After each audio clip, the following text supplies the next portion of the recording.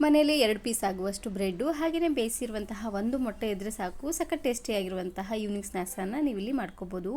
ತುಂಬಾ ರುಚಿಯಾಗಿರುತ್ತೆ. ಇದನ್ನು ಮಾಡಲಿಕ್ಕೆ ಮೊದಲು ನಾನಿಲ್ಲಿ ಫ್ರೆಶ್ ಆಗಿರುವಂತಹ 2 ಪೀಸ್ ಆಗುವಷ್ಟು ಬ್ರೆಡ್ಡನ್ನು ತಗೊಂಡಿದ್ದೀನಿ. ಇದನ್ನು ಮಾಡಲಿಕ್ಕೆ ಆದಷ್ಟು ಫ್ರೆಶ್ ಆಗಿರುವಂತಹ ಬ್ರೆಡ್ ಇದ್ರೇ ಚೆನ್ನಾಗಿರುತ್ತೆ. ಹಾಗೆಯೇ ಇದ್ರ ಜೊತೆಗೆ ನಾನಿಲ್ಲಿ ಒಂದು ಬೇಯಿಸಿರುವಂತಹ ಮೊಟ್ಟೆನ ತಗೊಂಡು ಅದ್ರ ಸಿಪ್ಪೆನ ತೆಗೆದು ತೊಗೊಂಡಿದ್ದೀನಿ. ನೀವು ಸ್ವಲ್ಪ ಜಾಸ್ತಿ ಜನಕ್ಕೆ ಮಾಡ್ಕೊಳ್ಳೋ ಹಾಗಿದ್ದರೆ ಬ್ರೆಡ್ಡು ಹಾಗೆಯೇ ಮೊಟ್ಟೆನ ಸ್ವಲ್ಪ ಜಾಸ್ತಿ ಅನ್ನೋಂಗೆ ತಗೊಳ್ಳಿ. ಇವಾಗ ನಾನಿಲ್ಲಿ ಬೇಯಿಸಿರುವಂತಹ ಮೊಟ್ಟೆನ ಕಟ್ ಮಾಡ್ಕೊಳ್ತಾ ಇದ್ದೀನಿ. ನೋಡಿ, ಈ ರೀತಿಯಾಗಿ ರೌಂಡ್ ಶೇಪಲ್ಲೇ ಕಟ್ ಮಾಡ್ಕೊಂಡು ತಗೊಳ್ಬೇಕು. ಪೂರ್ತಿ ತೆಳ್ಳದಾಗೂ ಬೇಡ, ಪೂರ್ತಿ ದಪ್ಪದಾಗೂ ಬೇಡ. ನೋಡಿ, ಈ ರೀತಿಯಾಗಿ ಮೀಡಿಯಮ್ ಸೈಜಲ್ಲೇ ಕಟ್ ಮಾಡ್ಕೊಂಡು ತಗೊಳ್ಳಿ. ಮೊಟ್ಟೆನ ಕುಕ್ಕರಿಗೆ ಹಾಕಿ ಒಂದು 3 ವಿಸಿಲ್ ಕೂಗಿಸ್ಕೊಂಡ್ರೆ ಆಯಿತು. ಮೊಟ್ಟೆ ತುಂಬಾ ಸಾಫ್ಟಾಗಿ ಈ ರೀತಿಯಾಗಿ ಚೆನ್ನಾಗಿ ಬೇಯುತ್ತೆ. ನೋಡಿ, ಈ ರೀತಿಯಾಗಿ ಮೊಟ್ಟೆನ ರೌಂಡ್ ಶೇಪಲ್ಲೇ ಕಟ್ ಮಾಡ್ಕೊಂಡು ತಗೊಂಡಿದ್ದಾದಮೇಲೆ ಇವಾಗ ನಾನಿಲ್ಲಿ ಬ್ರೆಡ್ ಸ್ಲೈಸಸನ್ನು ತಗೊಳ್ತಾ ಇದ್ದೀನಿ. ನಾನು ಬ್ರೆಡ್ಡನ್ನು ಬಳಸಿ ಇದೇ ರೀತಿ ಬಹಳಷ್ಟು ವೆರೈಟಿ ಆಗಿರುವಂತಹ ರೆಸಿಪೀಸ್ನ ಅಪ್ಲೋಡ್ ಮಾಡಿದ್ದೀನಿ. ವಿಡಿಯೋ ನೋಡಿಲ್ಲ ಅಂದರೆ ಈ ವಿಡಿಯೋ ಕೊನೆಯಲ್ಲಿ ಹಾಕಿರ್ತೀನಿ, ನೋಡಿ ಚೆಕ್ ಮಾಡಿ. ಒಂದಕ್ಕಿಂತ ಒಂದು ತುಂಬಾ ಟೇಸ್ಟಿಯಾಗಿ ಬಂದಿದೆ. ಇವಾಗ ನಾನಿಲ್ಲಿ ಕಟ್ ಮಾಡಿರುವಂತಹ ಮೊಟ್ಟೆನ ಬ್ರೆಡ್ಡಿನ ಮೇಲೆ ಈ ರೀತಿಯಾಗಿ ನೀಟಾಗಿ ಜೋಡಿಸ್ಕೊಳ್ತಾ ಇದ್ದೀನಿ.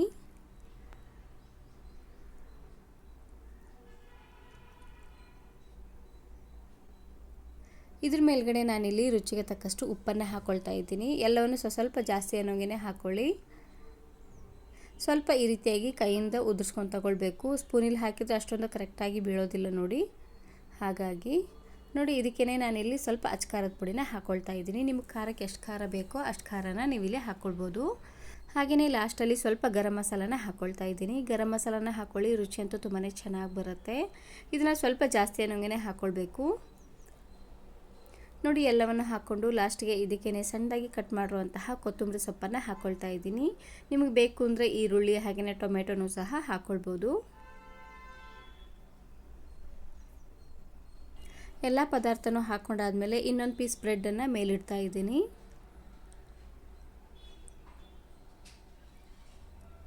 ಇವಾಗ ನಾನಿಲ್ಲಿ ಒಂದು ಪ್ಯಾನಿಗೆ ಸ್ವಲ್ಪ ಎಣ್ಣೆನ ಹಾಕ್ಕೊಳ್ತಾ ಇದ್ದೀನಿ. 1 ಚಮಚ ಆಗುವಷ್ಟು ಎಣ್ಣೆನ ಹಾಕ್ಕೊಂಡ್ರೆ ಸಾಕಾಗುತ್ತೆ. ಎಣ್ಣೆನ ಹಾಕ್ಕೊಂಡು ಸ್ವಲ್ಪ ಹೊತ್ತು ಹಾಗೆ ಇದನ್ನು ಬಿಟ್ಬಿಡಬೇಕು. ಈ ರೀತಿಯಾಗಿ ಮಾಡೋದ್ರಿಂದ ಪ್ಯಾನ್ಗೆ ಬ್ರೆಡ್ ಅಂಟೋದಿಲ್ಲ ನೋಡಿ. ಹಾಗಾಗಿ ನೋಡಿ, ಈ ರೀತಿಯಾಗಿ ಪ್ಯಾನ್ ತುಂಬ ನೀಟಾಗಿ ಸ್ಪ್ರೆಡ್ ಮಾಡ್ಕೊಂಡು ತಗೊಳ್ಳಿ.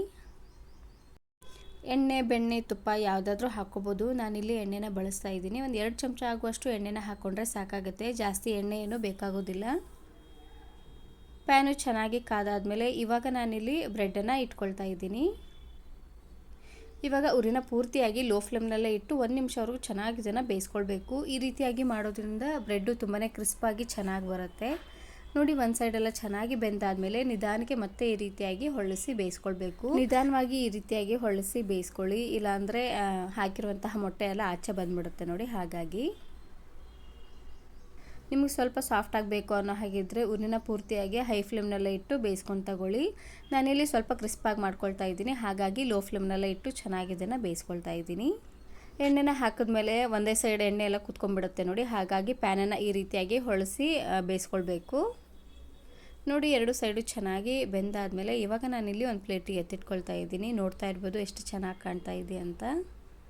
ಮಕ್ಕಳು ಸ್ಕೂಲ್ ರಜೆ ಬಿಟ್ಟ ಮೇಲೆ ಮನೇಲೇ ಇರ್ತಾರೆ. ಅವಾಗವಾಗ ಏನಾದರೂ ತಿನ್ಲಿಕ್ಕೆ ಕೊಡಮ್ಮ ಅಂತ ಕೇಳಿದಾಗ ಈ ರೀತಿಯಾಗಿ ಹೆಲ್ದಿಯಾಗಿರುವಂತಹ ರೆಸಿಪಿನ ಮಾಡಿ ಕೊಡಿ. ವೈಟ್ ಬ್ರೆಡ್ಡಿನ ಬದಲಾಗಿ ಬ್ರೌನ್ ಬ್ರೆಡ್ಡನ್ನು ಸಹ ನೀವಿಲ್ಲಿ ಯೂಸ್ ಮಾಡ್ಕೊಳ್ಬೋದು.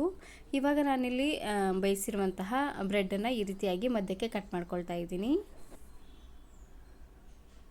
ಇದನ್ನು ನೀವು ಸಾಯಂಕಾಲ ಟೀ ಜೊತೆಗಾದರೂ ಸರ್ವ್ ಮಾಡ್ಕೊಳ್ಬೋದು. ಇಲ್ಲಾಂದರೆ ನಿಮಗೆ ಬೆಳಗಿನ ತಿಂಡಿಗಾದರೂ ಮಾಡ್ಕೊಬೋದು. ಸಖತ್ ಟೇಸ್ಟಿಯಾಗಿರುತ್ತೆ. ಒಳಗಡೆ ನೋಡ್ತಾ ಇರ್ಬೋದು ಎಷ್ಟು ಚೆನ್ನಾಗಿ ಬೆಂದಾಗಿದೆ ಅಂತ. ನೋಡ್ತಾ ಇದ್ದೀರಲ್ವಾ. ಉಪ್ಪು ಖಾರನ ಸ್ವಲ್ಪ ಜಾಸ್ತಿ ಅನ್ನೋಂಗೆ ಹಾಕ್ಕೊಳ್ಳಿ. ಯಾಕಂದರೆ ಬ್ರೆಡ್ ಸಮೇತನ ತಿಂತೀವಿ ನೋಡಿ. ಹಾಗಾಗಿ ಸ್ವಲ್ಪ ಸಪ್ಪೆ ಅಂತ ಅನ್ನಿಸ್ಬೋದು. ಹಾಗಾಗಿ ಸ್ವಲ್ಪ ಜಾಸ್ತಿ ಅನ್ನೋಂಗೆ ಹಾಕ್ಕೊಂಡು ಮಾಡ್ಕೊಳ್ಳಿ. ತುಂಬಾ ಚೆನ್ನಾಗಿರುತ್ತೆ. ಯಾವಾಗಲೂ ಒಂದೇ ರೀತಿಯಾಗಿ ಮಾಡಿ ತಿಂದು ಬೇಜಾರಾಗಿದ್ದರೆ ಒಂದು ಸಾರ್ತಿ ಈ ರೀತಿಯಾಗಿ ಡಿಫ್ರೆಂಟಾಗಿ ಮಾಡ್ಕೊಳ್ಳಿ. ಸಖತ್ ಟೇಸ್ಟಿಯಾಗಿರುತ್ತೆ ಅಂತಲೇ ಹೇಳ್ಬೋದು. ಈ ವಿಡಿಯೋ ಇಷ್ಟ ಆದರೆ ಈಗಲೇ ಒಂದು ಲೈಕ್ ಬಟನನ್ನು ಕ್ಲಿಕ್ ಮಾಡಿ ಫ್ರೆಂಡ್ಸ್ ಆ್ಯಂಡ್ ಫ್ಯಾಮಿಲಿ ಜೊತೆಗೆ ಶೇರ್ ಮಾಡಿ. ಹಾಗೆಯೇ ಮತ್ತಷ್ಟು ಹೊಸ ರೆಸಿಪಿಗಾಗಿ ವರ್ಣಿಕಾ ಅಡುಗೆ ಮನೆ ಯೂಟ್ಯೂಬ್ ಚಾನಲನ್ನು ಸಬ್ಸ್ಕ್ರೈಬ್ ಮಾಡ್ಕೊಳ್ಳಿ. Thanks for watching.